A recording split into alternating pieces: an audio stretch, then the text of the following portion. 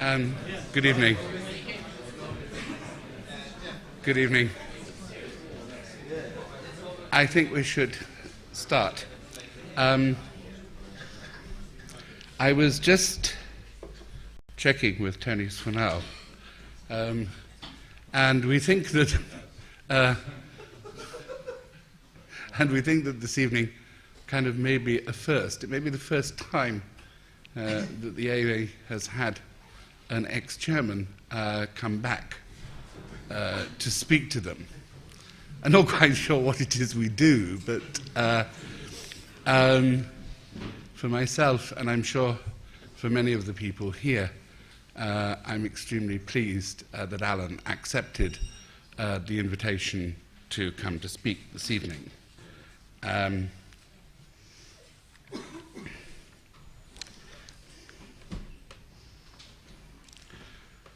Alan is now the Professor and Dean of the School of Architecture at Rensselaer. Before he came to the AA, he was Director of Studies at Georgia Tech, and then Professor and Dean of Architecture at Rice University. He then became Chairman of the AA. Now, it was obviously an extremely kind of difficult moment in the history of the school. The school had still kind of recently was in reaction to the shock of the death of Alvin Boyarsky. And Alan inherited, I think it's fair to say, quite a difficult situation. When he was chair, he was immediately constrained by the financial indebtedness of the school, and for the period that he was chair, was in some sense kind of hobbled, constrained by the necessity, as I recall the figure, though I'm sure he will be able to much more kind of clearly and accurately than I seem to remember he had to save something like £750,000 over 3 years. And that was obviously an extremely kind of tough task, and in a sense, in many ways, deprived a chairman of those kind of additional resources which normally kind of fuel particular innovations, etc. He was able to kind of make these savings, helped very much by Charlotte Codrill, the finance officer. And when he left, Moyson was really able to inherit a completely different financial situation.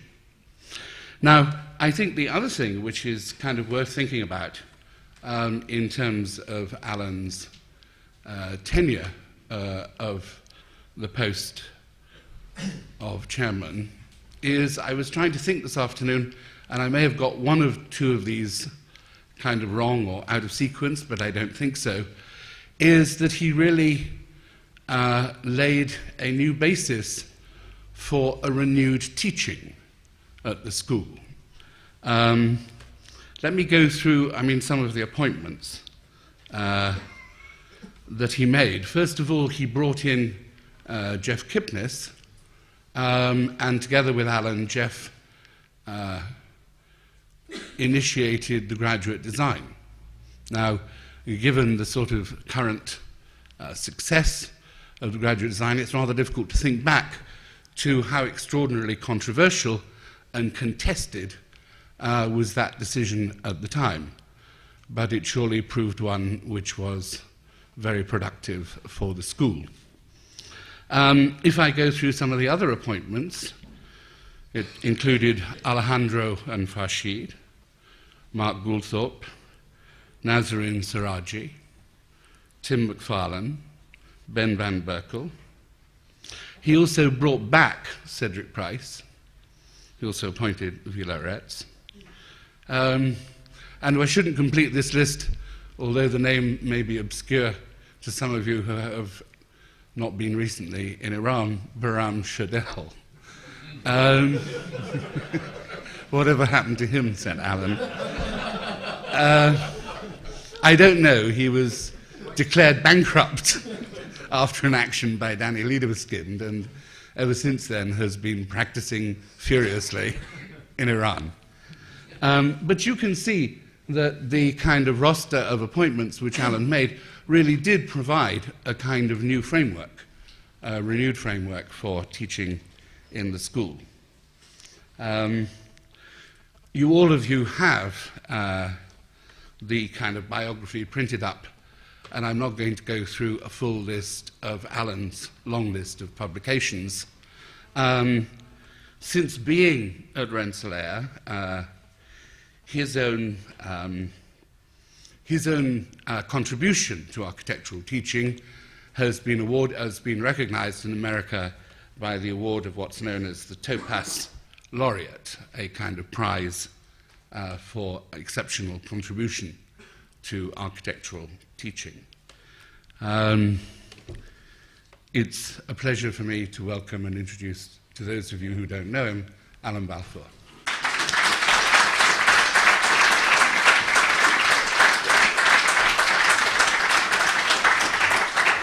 Well, it really is a pleasure to be here this evening. I must say, this strange coldness with humidity is hard to get used to. New York is bad. But, and Mark, you've just sort of taken the first third of this little talk of mine. I was going to open with the phrase, as I was about to say before I was so rudely interrupted, but it actually isn't true. I went back to America on my own accord, and I'm very pleased to be back. It's 15 years since I flew into London and made the presentation that resulted in my becoming chairman. I remember working halfway through the night in a local hotel, but can't remember anything I said. What I do remember, and I was standing right here, was thinking, I know nothing about this place. Well, I must say, I know a lot about it now, and a lot about it in retrospect, and it's a most wonderful place. In the presentation today, I'll offer a brief reflection, but Mark has done much of it of my time as chairman, and some thoughts on the future. And you know, they are shaped in reaction to the outlines of the many other presentations that make up this important set of lectures. And I must say, they've encouraged me to take what I will call a reactionary position. My main intent is to offer you a way of thinking about the future of the AA from the perspective of the chairman. And his task, or her task, of producing futures based on keeping the AA solvent, significant, and attractive. Solvent, significant, and attractive. It's a task I face every day in trying to keep the school I run now competitive. Running a school is neither sport nor entertainment. It's not an activity whose performance is over in an evening. It cannot be taken lightly. The school commits to its students for several years, and the experience, as you all know, stays with you for your life. The character and the program of the school must have their support and trust. However, no matter how compelling the vision, if a school fails to attract students, it dies. I need a towel, perhaps, at some stage. And no matter how compelling the vision, no matter if there are no resources to support it, it also dies. The deficit, actually, when I arrived, was 1.5 million, which is probably about right, the three-quarters of a million that Mark mentioned. And it was the result of, and this is a very important issue, I mean, enrollment was declining. That thing we're so pleased with now, this sense of confidence that the graduate program, the diploma school builds and the graduate school has 80 students, it doesn't necessarily last. It's a very fragile issue. The other issue to do with the deficit was publications. And I mean, Alvin Boyarsky's contribution to these publications is so extraordinary, but they cost a great deal of money. The loss of Alvin Boyarsky was a significant loss to the school, and it was absolutely inevitable that I would be, my every action would be judged against his memory, and I accepted that. I actually knew him and liked him very much, so it was flattering to be compared. It was sometimes painful. In my years here, the council believed they were the conscience of the school, no matter what the students or the tutors felt, and I think that has changed, and probably changed for the better. I respect the council, but in my view, the character of the AA is forged in the bond between the chairman, the students, and the tutors. The chairman has and must have the support and encouragement to take the risks that makes the school exceptional. And there are annual risks, and it's stressful. It is very difficult. I mean, for me, I remember sort of feeling like a kind of inadequate impresario. The explicit demand every year was to line up the best and the brightest, searching them out and trying to get them to teach for painfully low pay. Oh. Then trying to give some sort of structure to this exercise so it seemed more than random celebrity. My remit: revive the ideal image of the school, build enrollment, and deal with the debt. My response had 5 parts. And this is very important in this transition you're now facing. It was absolutely crucial to maintain the character and the personnel of these units, these key pieces of sort of tissue of this school. I mean, Zaha said that the strongest thing when she was here was the way in which it was a sort of passing on of hands, the mentoring system for each succession of new tutors. I kept the most, I mean, I let some people go, but I kept these extremely important teachers: Ron Hearn, David Green, Peter Salter, John Fraser, Mike Weinstock, Andrew Holmes, Shinigashira. And it was sort of beating the bushes. I mean, and it was a sort of, you keep, people come to you, but finding people whose imagination, whose character kind of fitted the unique sort of play in this place was difficult. But I think with Ben Van Berfel, Rashid Alejandro, Goldthorpe, Don Bates, Michael Hensel, and Bram Shodell, we succeeded. I mean, and it was never, I didn't see any tension. I mean, for me, and I face it now with what I'm trying to do, maintaining the kind of strength of the foundation while somehow creating new structures on it is quite difficult. Within that, building ties to British practice I thought was important. And not only Cedric Price, but also the Smithsons, Will Alsop came in. To strengthen the intellectual character, Mark was named, he didn't say this, but Mark was named Director of General Studies, absolutely is crucial to the last 10 years, 15 years in the school. Brought in Andrew Benjamin, Paul Hurst, and also brought to the school that seam of London's intellectual life that for years has found his weekly lectures to be irresistible. And to build graduate programs, the appointment of Kipnis as Director of Graduate Design was only the first of several I planned. I was planning degrees in landscape, building systems, structure, all of them having the same character that Kipnis's work had, being experimental, drawing in the kind of help we get from Arup and others, Max Fornham.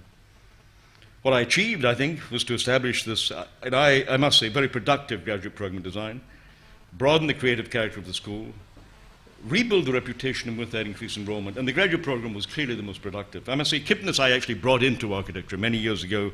We both lived in some remote part of the American South. This did slowly bring the debt down. It actually was paid off within 2 years, I think, of my leaving. But there's no doubt that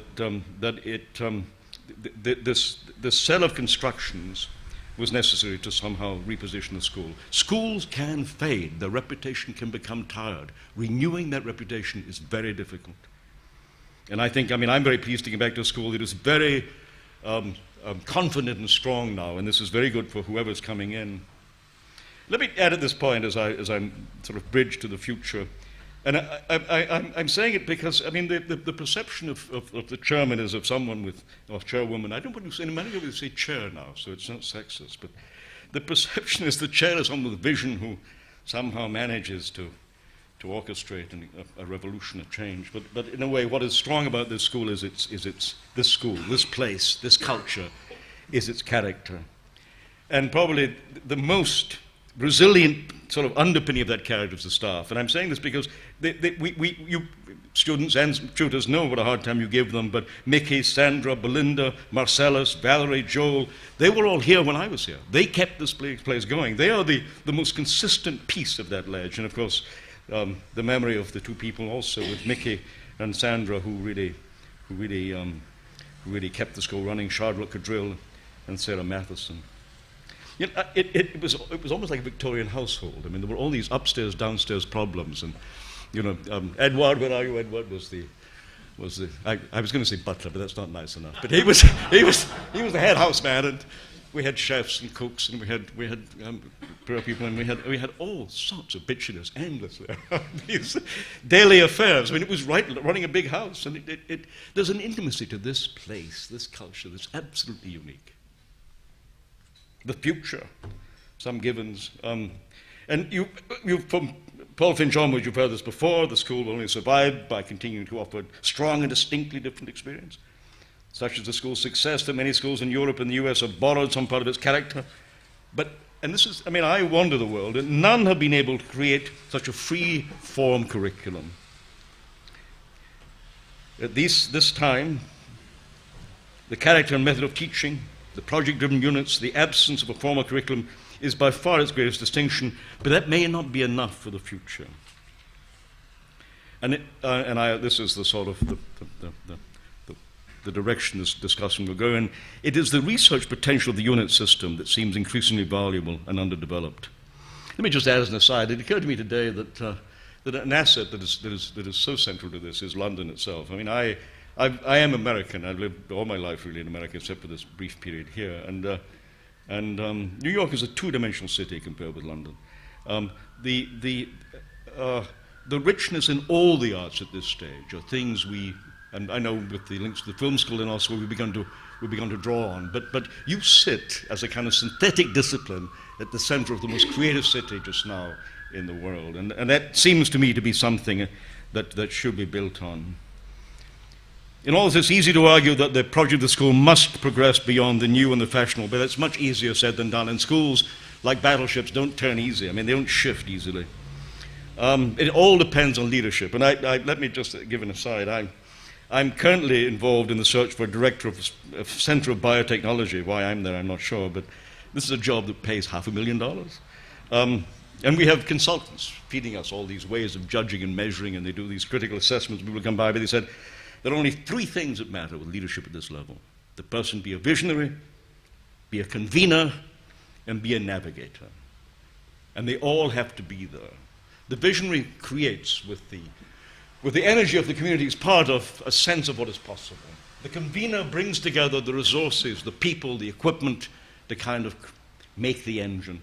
And the navigator actually then drives this construction towards some goal.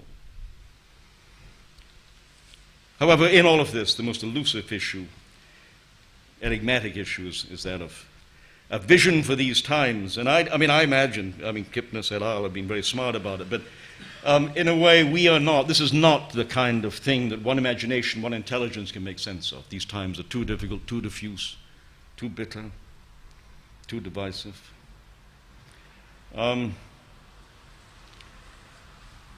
So let me offer a critical process you can go through in this with me. And that is that the vision for the future must be based on a strong business model. Running schools of architecture become increasingly costly. People are increasingly expensive, and you simply have to worry about health benefits and insurance and all these things, retirement. Machines and equipment become more and more important and expensive. I must say, technology drives the curriculum of most American schools. I suppose you're following the same set of enthusiasms that somehow is rushing through America just now, concerned with new means of production, with new materials, with environmental, ecological issues, with all the special tools and equipment that's needed to actually let us manage these things.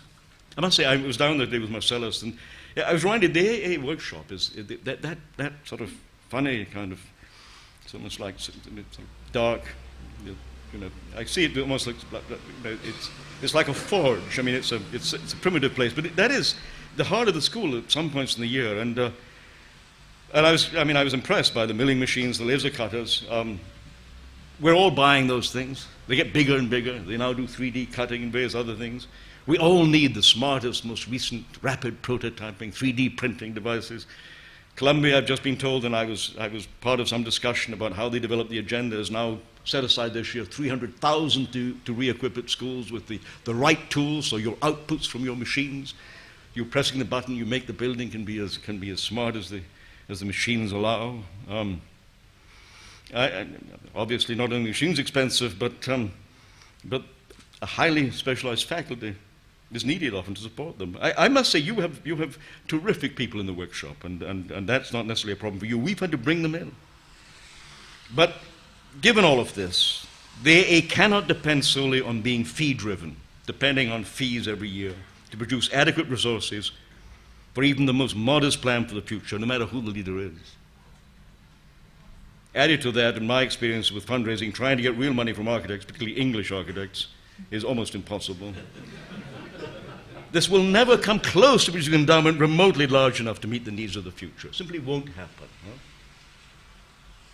To give you a sense, and I mean, the way in America we're obsessed with these things, but I'm now in the middle of $1 billion campaign. And we had one man a year ago write a check for $360 million. 3 weeks ago, someone at the table, we were kind of struggling with an issue, wrote a check for $40 million. I mean, American institutions are driven by the largesse of their graduates, and many of these people from this, remember, the school I'm part of is the oldest private technology institution in the United States, founded in 1824, and it has people who are very significant in the new electronic industries. But fundraising won't do it. So no matter how elegant and compelling possible visions are, unless they're linked to revenue streams, they're worthless. And this will become increasingly true in the next decade. So let me, just to sort of entertain the imagination, offer you 3 visions shaped by money. It does get tricky here. I mean, I am exaggerating. Please believe I'm exaggerating here. 3 possibilities. Sell or be taken over or make alliances. Commercialize. Formalize and expand funded research. These are not mutually exclusive, by the way, and they may all somehow come together. And they needn't affect the whole school either, by the way. But they are a marvelous device for exploring radical change. Sell or be taken over, make alliances. 4, I mean, you gain security, you gain expanded resources, people and machines. It strengthens the ability to attract research. If you ally with someone who already has a record, you can do something. Against, of course, there's loss of independence, loss of resilience, loss of character. Some of that could be marriage. Alliances with public institutions. Probably none of you remember the Imperial College saga, but this institution did try for a number of years to ally itself with Imperial College.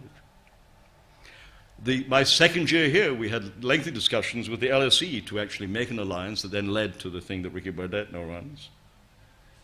I often think the Royal College of Art is a perfect ally in this because their architecture school never goes anywhere. It has nothing like the energy you have here. I thought the Tate might be a possible ally, but I noticed in the papers yesterday it's got no money. I like the idea of the City of London, help build Livingston's dream. But you know yourself, I mean, you actually look, what are the most successful British cultural institutions that we might actually discuss some alliance with? Cameron Mackintosh has made $8 billion from 4 pieces of theatre. Talk to him. But don't limit this to Britain. I mean, I must say, having been on the faculty at MIT, I can say this without any hesitation. The School of Architecture doesn't serve the Media Lab at MIT, and the dean of the Architecture School has now moved to join the Media Lab. The Media Lab will be a marvelous companion to what you do here. I was asked 4 years ago to consider running the school in Delft, and I mean, there what it was. Here we are. We are the most progressive nation on earth, and we are kind of producing the most interesting architects, and no one notices us. But people seem to know you in London, your AA school in London. Why don't you come here and link up with Delft? Let them have a kind of benefit of your reputation. Think of this as sort of creative games with what power there lies here. Link up with a private institution. You all know about Parsons, maybe you don't, but Parsons is a very good design school that has created satellites all over the world. However, I don't think it's possible to replicate the character of this house, this marvelous community, so that's not very good. Take over, sell to a corporation. No precedence for this, but I'm just imagining. On your behalf, Conran. Have Terry Conran become the chair. Terence Conran become the chair. See what happens. Talk to Vitra, that marvelous German man who runs Vitra. I mean, he has all kinds of ambitions that you would somehow create sort of world futures for. Link up with Philip Stark. I think Philip Stark now is a corporation, by the way. But what is interesting, within each of these associations, distinct and refreshing visions emerge. They're really mental games. I mean, they're just letting you see the power that is here, not as a kind of insular thing, but as a marvelous sort of promise. I particularly like the idea of the AA being the service of the City of London. And I must have been the Media Lab. It's not a bad idea at all. Commercialize is the next thing on my list here. Commercialize. Much more dangerous. much more dangerous. However, you know, we can't ignore the fact that those we admire, Rem Koolhaas most notably, acknowledge architecture as part of the world's fashion, arts, and entertainment, the worlds of fashion, arts, and entertainment.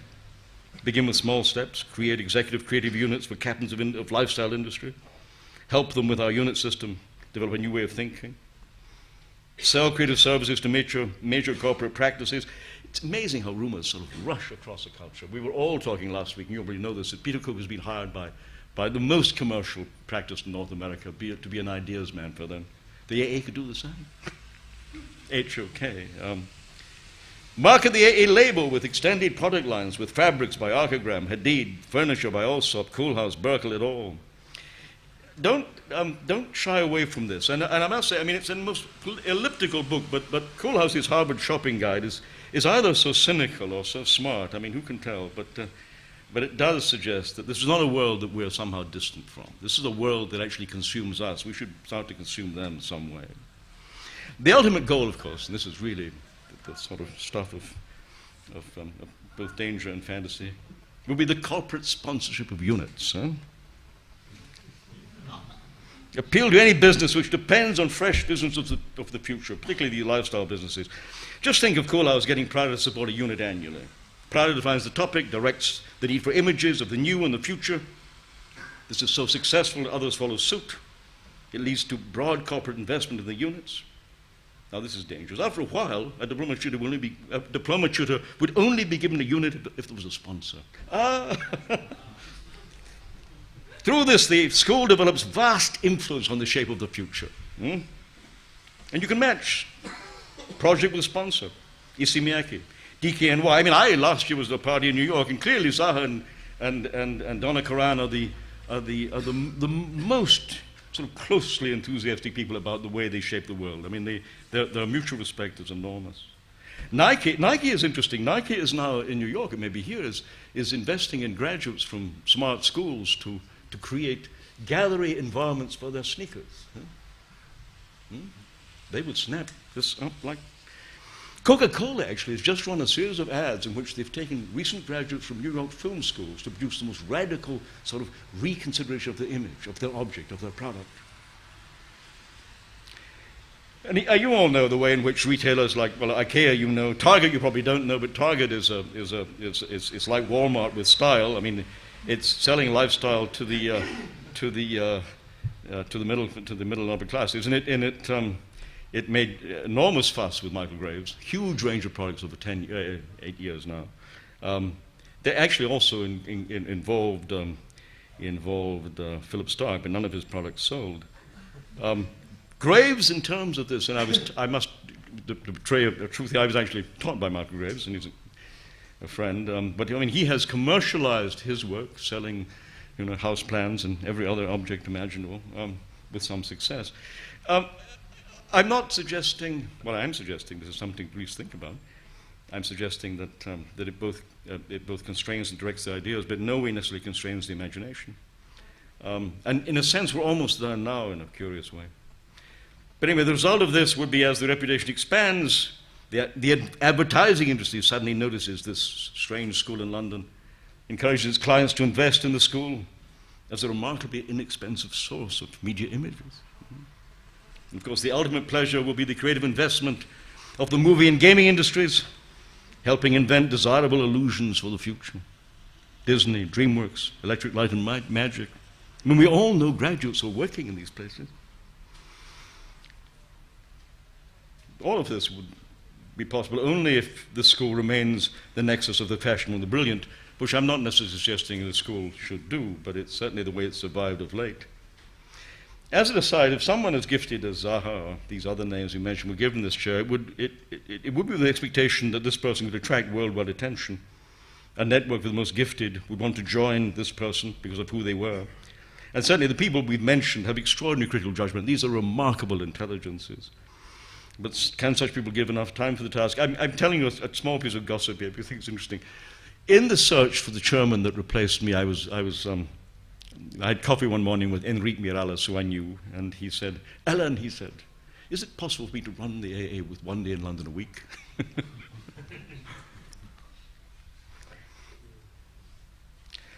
let me say, all of this above may seem outrageous, but it's exactly the way in which research drives, particularly graduate study in the US. I am, as I described these 5 graduate programs, I am responsible for this thing at some range, at some distance, called the Lighting Research Center.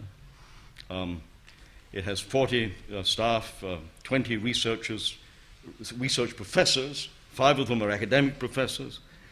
It has a master's program within it. It has essentially projects, as you have projects, but it's underwritten by the lighting industry, and it has $5 million of revenue. It has $800,000 given every year by the lighting industry, carte blanche, to do with as you wish, to somehow shape your agenda.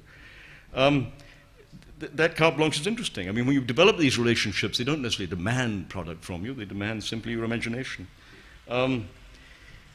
Graduate study in America is totally funded by this kind of relationship between industry and with government. And of course, the research culture in America is very much more complex. It's dominated by the National Science Foundation, by the National Institutes of Health, by these huge agencies that move billions to actually move the direction of the nation.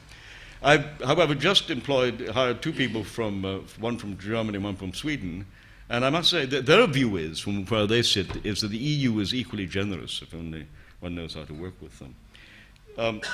All of this is a bridge to the sort of concluding piece.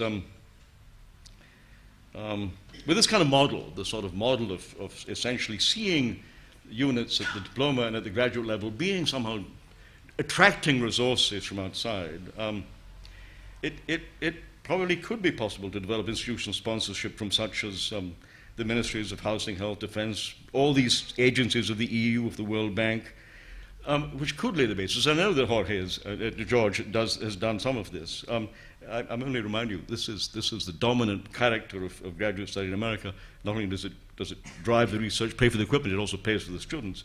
But it is possible here, and it's possible here in a way that draws on the unique intelligences here, leading to formalizing expanded funded research programs.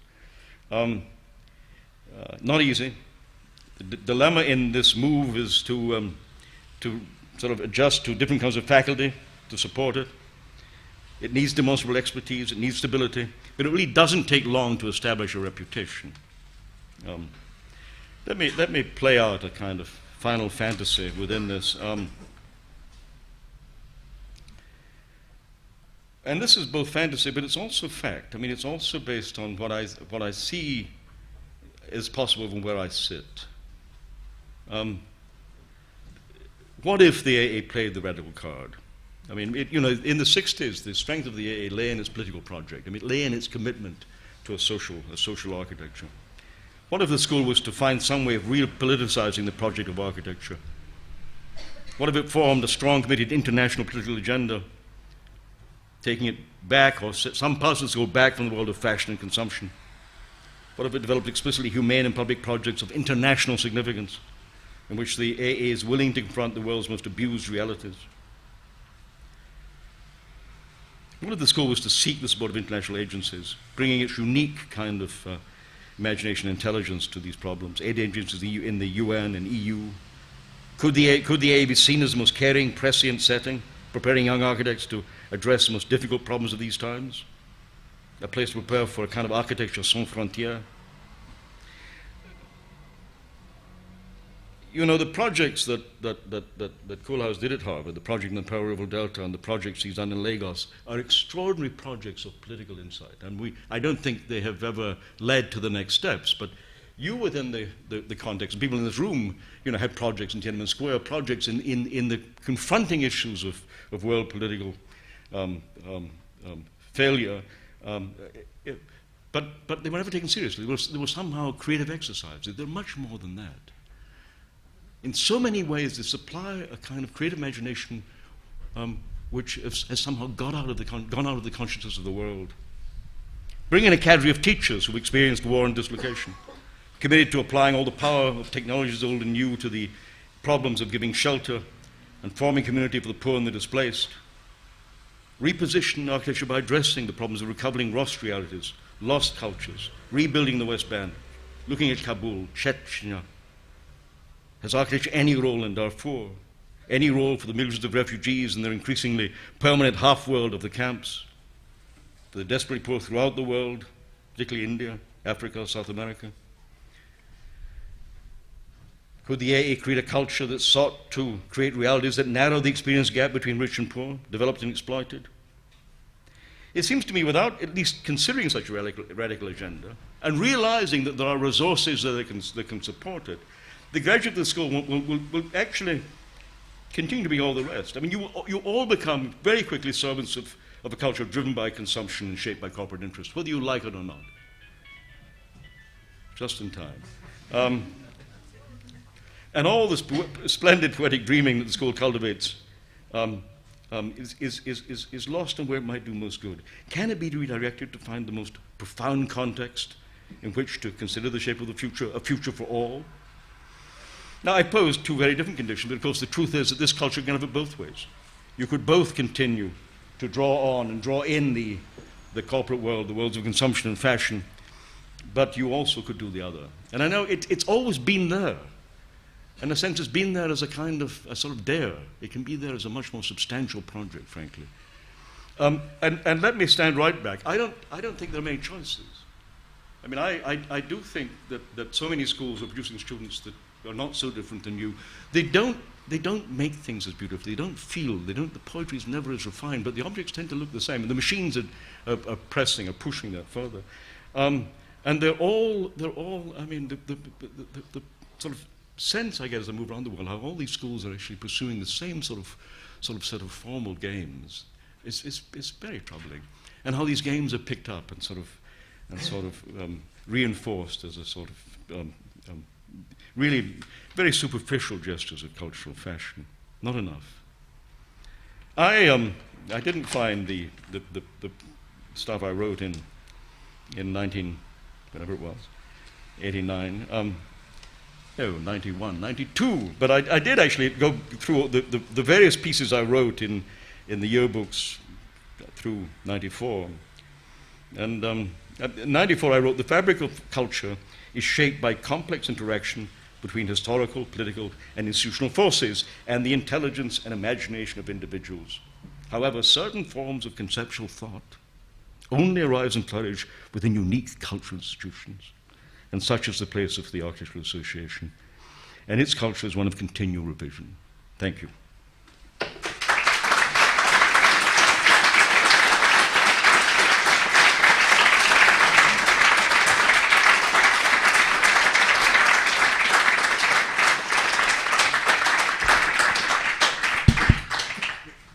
Shock horror, Mark. Shock horror. That's a reaction. Shock horror. Tell us more, Edward. No, I mean, I like a lot of what you say, but it is devil's advocate. But you need that. You need that. I mean, I can only tell you. I mean, I see, as you don't, many schools and many sort of habits and patterns that are becoming less and less interesting and more kind of fashion-driven, however. I was going to ask, is there any questions? But, Shock horror, Mark. Yeah, the back. Is someone there asking a question? Peter Thomas. No, Peter Black. Peter Thomas.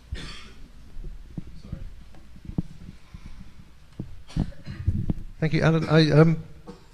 Thank you. Your choices, do you think are they mutually exclusive? No. As I said at the end, no, you can have both. Or all? And in fact, I like the notion of having both, because if they inform each other, both sides somehow become strengthened. I mean, because you can imagine different units being attracted by quite different aspects of what you've said tonight. It was Peter's unit that went to. You went to South Africa. Yeah. Yeah. I mean, that link to the African architect Niero. Joe Noero. Joe Noero was an extraordinary sort of. I mean, I had him in mind when I was writing this. We could draw these people and give them a context that would empower them in exceptional ways. Joe Noero was the architect of the ANC, wasn't he? And did remarkably intelligent schools and very complex community planning in the most difficult divide within South When- Africa. Anyway, you had a question. Well, that was it. My question was really, if we can choose a number of routes, I mean, it would seem to be a very strong way forward. And I say at the end, absolutely. I mean, they're not exclusive at all. And schools are sort of promiscuous in a way. And we don't have answers.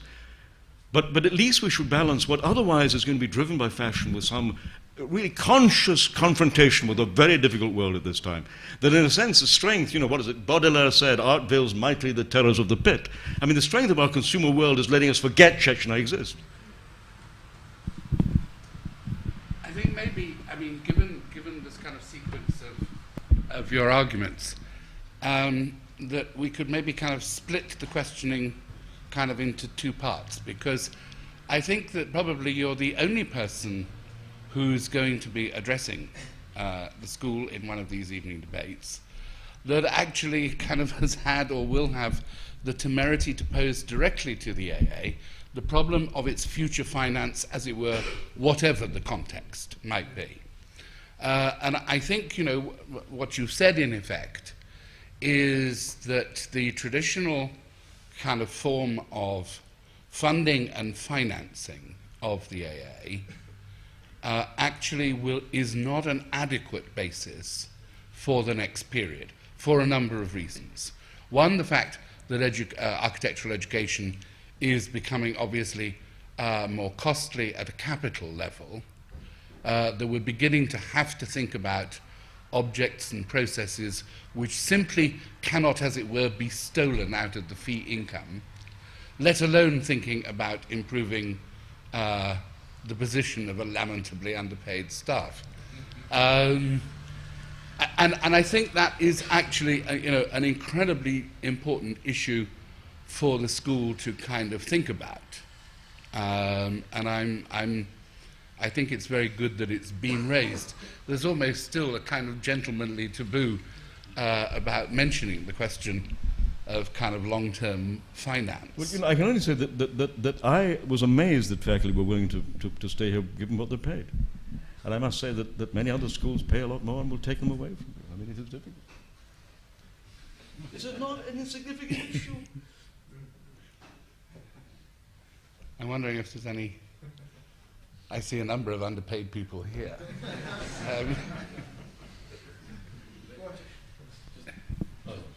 Alan, I mean, I think of the variety of things that you've said. I mean, they could coexist, I suppose. But I think the question that's sort of in the air, and since you're the only person who's been chair, is really the responsibility of the chair to do that. Because you explained quite clearly that a certain type of chair would be very attractive internationally because of their great sort of name, as it were, but then they would not have the time to put in the financial structures to begin to work in one way or another. I must remember, I have done this. I have run schools in sequence. I mean, I also write books, but I also run for 20 years. I mean, I last one would love to have, the sort of Kipnis sort of entertainment, but this is not, the job is not one of entertainment. The job is dealing with some very, very difficult managerial problems. I'm afraid this person is a visionary, but he's also, or she is also a manager. And certainly the people that we respect, people like Zahid, are very good managers also. And in this, I mean, if you had someone with astonishing reputation, you would have to help them build around themselves the kind of ability to do development, the ability to deal with these financial issues, the ability to deal with the agencies. I mean, George has never had the kind of support, the kind of seed money to let him sort of do the work with the EU, to develop the relationships. You actually build then a series of people we've never had them here before, who actually have very specific tasks. I mean, every American school, no matter how insignificant, has a development officer who goes out there, I have people too who work for me who actually do nothing but work in Washington, lobbying and developing these relationships with agencies. Now, this may seem, it doesn't in any way lessen the creative character of the place. I mean, you think somehow it's so fragile it will all be. No, if these resources are there and people take, it will drive a totally new strength to the character of the place. If you have the money to do the things that you can dream, you will do them with much more confidence. Francois. The Sorry, there's a microphone somewhere. Shall I can hold it? What is It's because you called it the butler. Hi, I'm Francois. Francois? You described the importance of the task, and I was wondering. Speak up. Sorry, you described the importance of the task, and I was wondering: is it the job of a one man, or should it be let of me one just, person? I mean, that last answer, no, it is not one person, but it's one, remember and I hate repeating American consultants to you, but this idea of a cluster of strengths in this individual, that they have vision, but that they can convene. I mean, the idea that this person, and honestly, trusting someone who's never run anything before is not necessarily a good idea. I mean, but you may find the right person. But in this school, you know, the convener. Trusting anyone is not a very good idea. Nowadays, that's true. But the idea of, you know, vision, ability to convene and navigate. The convener brings in the people of a unique kind of new development. They bring in the person who deals with the various political alignments we want. And then these teams navigate all on behalf of the tutors and the students. You create these opportunities. A supplementary question then. No, go ahead. Yes. Yes. So it's at the head. It's one navigator. Yeah, that's only one person can run the school, but this person may need the kind of support they've never had in the past, and they may need, in some areas, professional support of a kind we've never actually recognized as needed here. And I must tell you, finding that, I mean, I actually have to. I mean, I'm horrified by some of the people I come in and they want to do development for me. I mean, you've got to finding the right people to do these things that respect and maintain the remarkable aura of this place is not easy, but they exist. Hi, I'm Joseph.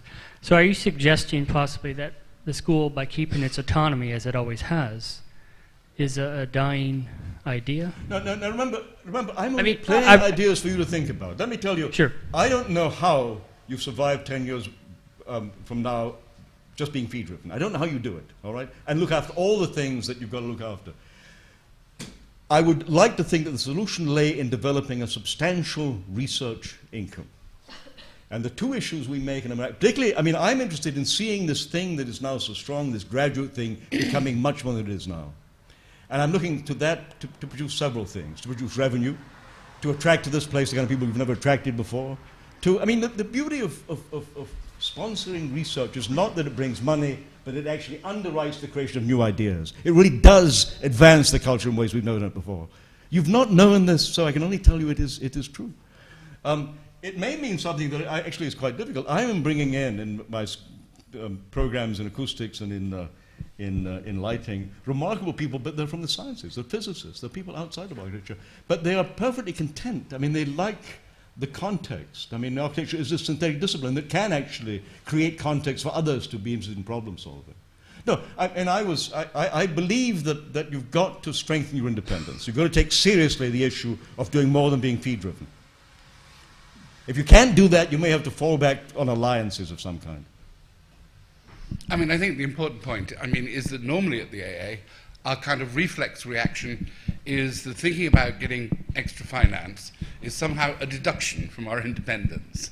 And I think it's very neat that, as it were, you've turned that upside down and asked, you know, what are the finances we need to maintain that independence? Hi, but just sort of about this idea of having a chairperson, well, a chair, who has a kind of a managerial support. Isn't that maybe the council? I mean, I don't know if I've gone somewhere I shouldn't. I said I respect. The council, for me, was absolutely... No, they're incompetent of that kind of task. Totally incompetent of that kind of task. They can be good friends and they can be sympathetic to you, but no, this is a serious task. This needs people who know how to do the job. So what do they do? What does the council do? I think Mark answers better than I. I thought it's a much improved council than I have. They first of all have a legal obligation under the Charities Act. That is, as it were, why you have a council, because, as it were, that is the only way of satisfying the law of charity. Above and beyond that, it's really for the institution to kind of shape, and that's obviously kind of something on your mind. maybe someone would want to propose that we have a different kind of council with a different kind of relationship, but that would mean having a very different kind of person on it as well.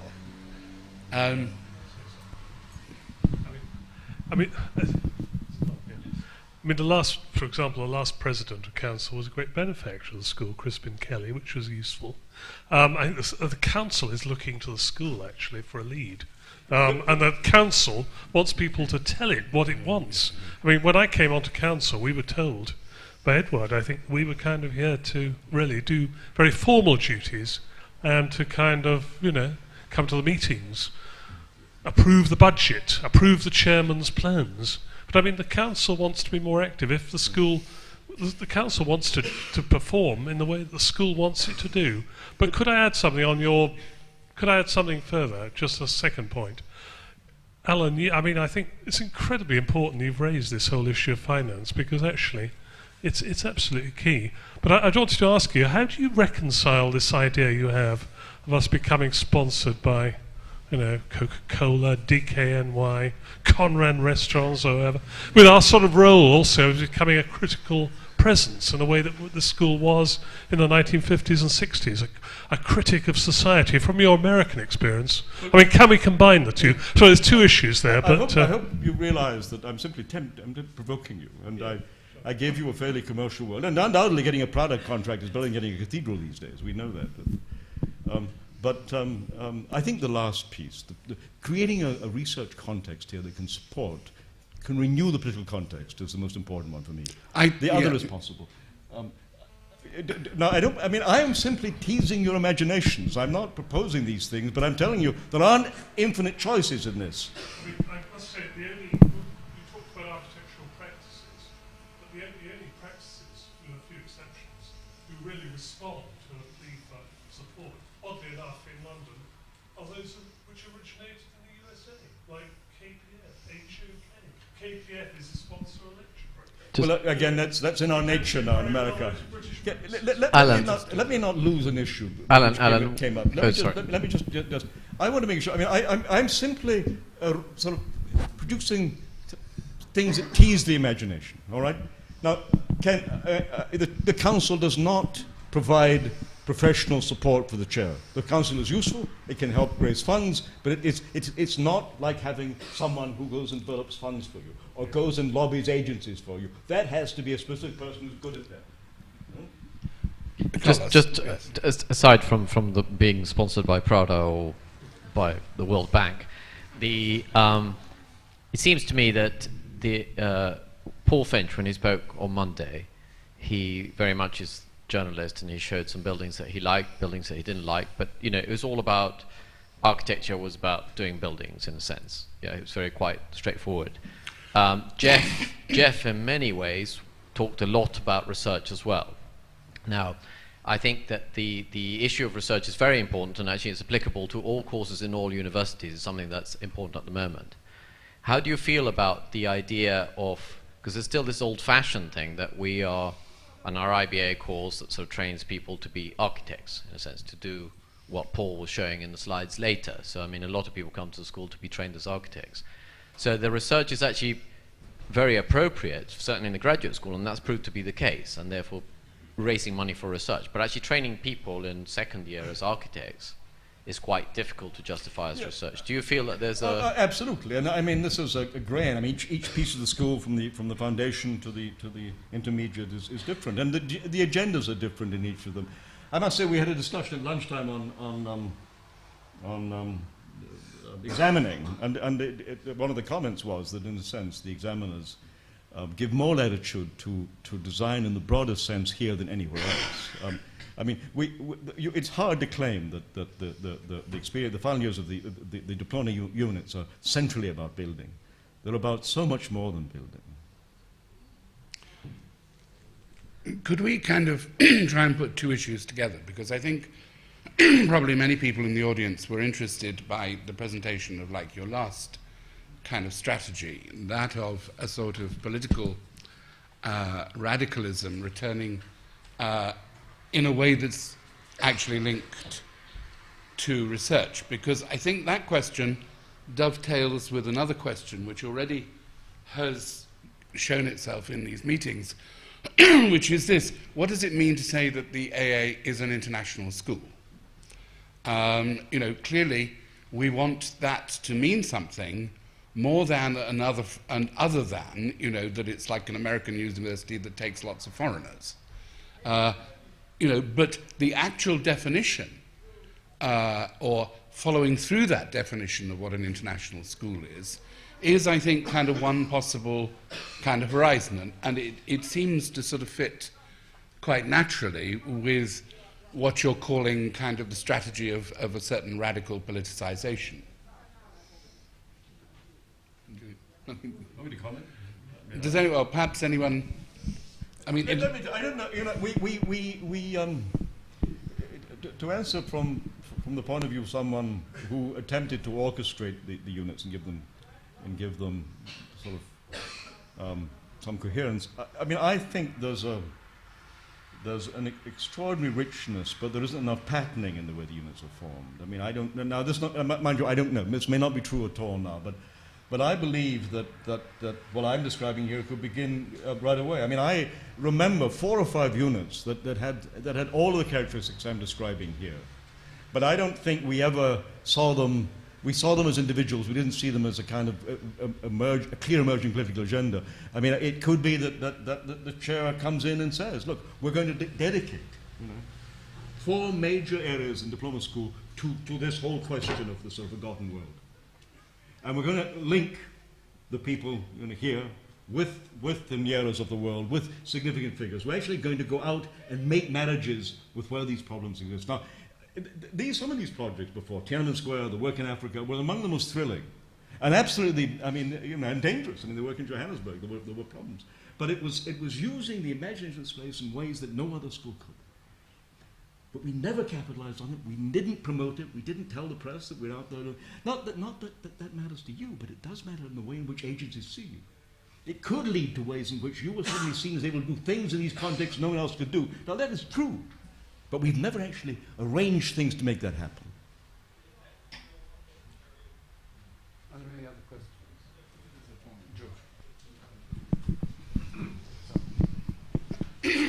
questions? I find very challenging your suggestions, and in particular the question of research and its relevance. And I think what is interesting in the case, and I'm sure we'll come back to that in the discussions next week, is that in many ways our graduate school, when it started, it was not really a research-led graduate school. And this is something that has started happening only more recently. But I think there is something additional, is that in many ways, the nature of the research has changed substantially. And I think some of the issues that you're raising are particularly relevant for that discussion. The other day we had Jeff here, for instance, talking about the importance of basic research and how central that was to the production of the school several years ago. And in the undergraduate school, he wasn't referring to the graduate school, and I think that is true. However, the question is that research today requires different type of support, different type of infrastructure, and that is something I think the school has to face. Now, I think there is agreement on the need to have much more research and have a graduate school that is truly research-led, and that research informs the teaching program, and that in turn relates to the undergraduate school in a different manner. But that requires a very different type of support than what was possible 20 years ago. But it's not here now either. It's not yet, in my view. Well, we'll be discussing this next week. In my view, it's not yet. I think we have moved forward quite a lot, even in relation to your period. I think we have moved forward quite a lot, but it's still a long way from achieving that. Okay. We can take a couple more questions. We're in the back. There's one at the back and then Edward.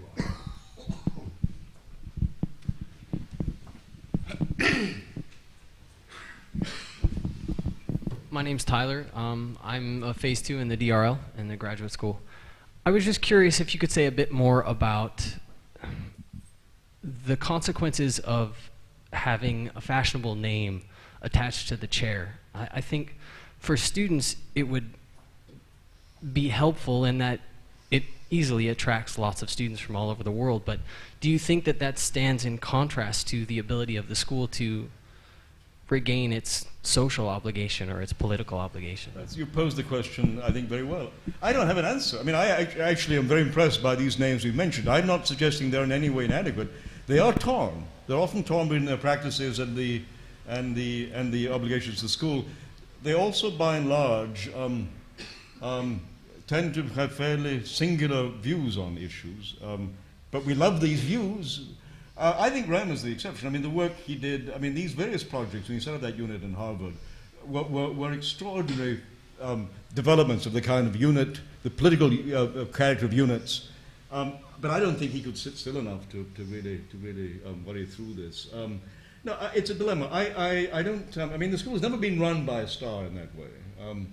I mean, what schools are? Bob Stern, I suppose, at Yale, that's a peculiar star. I mean,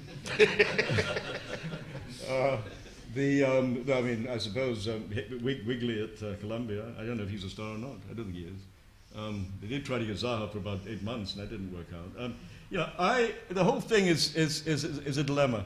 And let me give you a frank opinion. Being one who sits, I balance my writing with. I mean, I'm not an administrator. I came just to suit to sort of back the argument today, but by and large, I'm not. My background is out of the most eccentric piece of American culture. However, the task I've described today is a serious one, and I wish it wasn't. I wish there was the luxury in this to have to take the risk of trying a capricious thing that was never been as before. But alas, I don't think that'll get you closer to what I believe is the role I'd love to see and the influence I'd love to see the AA having in the future.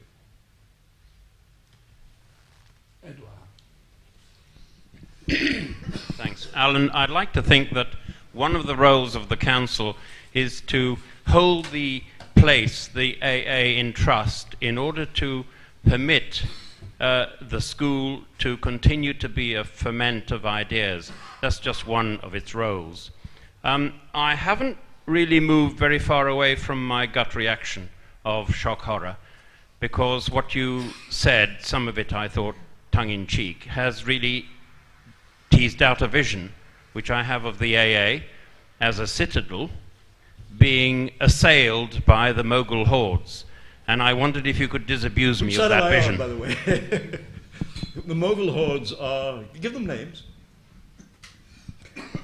You've named them. Yeah. I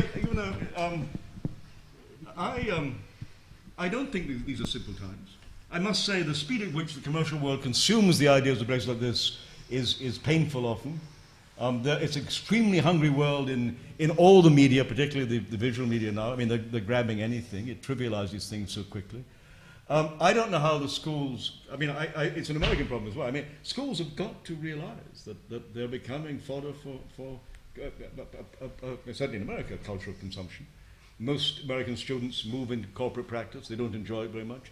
The few exceptions, these star figures, are essentially another kind of commodity. I was saying to someone before the talk that the kind of small practices that are possible here isn't possible in America. So I'm very pained by a situation in which we have become essentially the servants of commerce in all that we do.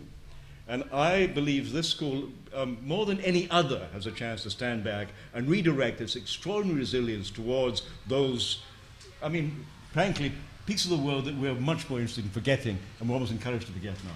So I exaggerated, but I must tell you, we're not far from that in many areas now. And it, you know, like it or not, I mean, the enthusiasm for that Herzog and Demeron Prada building in Tokyo, the excitement when you know a corporate client gives a gifted architect a chance to somehow enhance their product, dominates us in some ways. Okay, I was just going to conclude by thinking, I mean, if, as it were, we're going to continue to be kind of haughty about kind of external funding, let's just remind ourselves, you know, that would not have been the case for Alberti, Michelangelo, or Palladio, who would have been kind of sponsor hunting from day one. Prince hunting. Prince hunting. I mean, we have before us the entire history of patronage, which managed to happen without entirely sinking the cause of architecture. But be that as it may, we're now going to all move up to the bar where people are welcome to continue a conversation with Alan. I would like to thank you very much for the graciousness and kindness of coming. Thank you.